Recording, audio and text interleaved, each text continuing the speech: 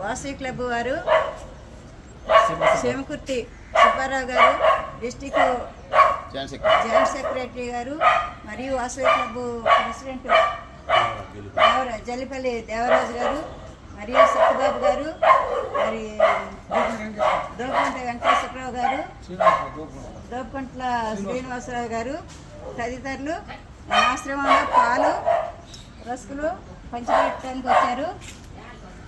ఉమ్మడి రాష్ట్రం ఉన్నప్పుడు రోషయ్య గారు ముఖ్యమంత్రిగా చేశారు. తర్వాత ఆయన రాష్ట్రం గవర్నర్గా చేశారు.